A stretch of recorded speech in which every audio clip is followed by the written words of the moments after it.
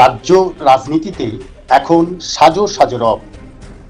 রাজনৈতিক বিশ্লেষকদের মত, এই প্রথম বাংলার বিধানসভা নির্বাচনে প্রবল হিন্দু ভোটের মেরুকরণ হল।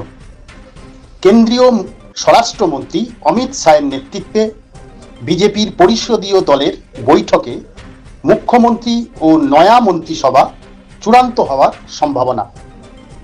বৈঠক ঘিরেই এখন রাজ্য রাজনীতিতে জোর তৎপরতা চলেছে।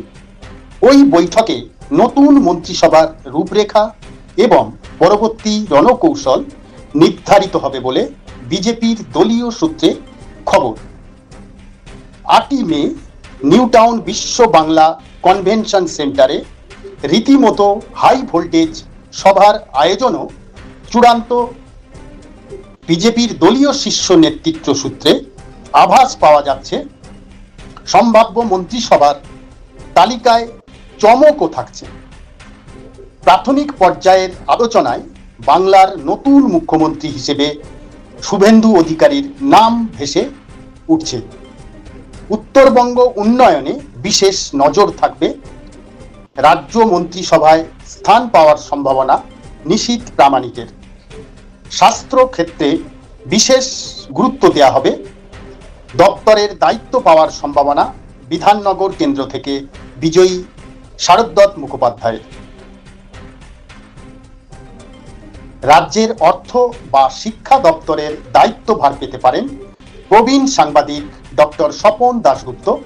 পাশাপাশি মহিলা ও শিশু কল্যাণ দপ্তরের দায়িত্ব পাওয়ার সম্ভাবনা অগ্নিমিত্রা পলের।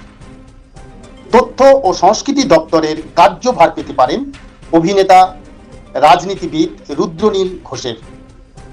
পঞ্চায়েত ও গ্রামোন্নয়ন দপ্তরের দায়িত্ব পাওয়ার সম্ভাবনা অভিজ্ঞ বিজেপি নেতা দিলীপ ঘোষের।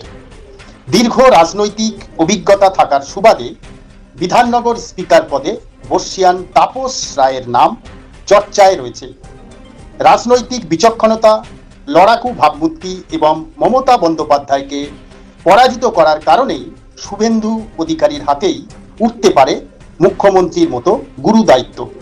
তবে এ বিষয়ে জল্পনা ও কৌতূহল তুঙ্গে। নাম উঠে আসছে বিজেপির রাজ্য সভাপতি শ্রমিক ভট্টাচার্য, কলকাতার রাসবিহারী কেন্দ্র থেকে জয়ী ডক্টর স্বপন দাশগুপ্ত, উত্তর দিনাজপুর জেলার কালিয়াগঞ্জ বিধানসভা কেন্দ্র থেকে জয়ী বিজেপি প্রার্থী উৎপল ব্রহ্মচারীরও। মুখ্যমন্ত্রী ছাড়াও রাজ্য মন্ত্রিসভার অন্যান্য সম্ভাব্য নামগুলিও বেশ চমকপ্রদ বলে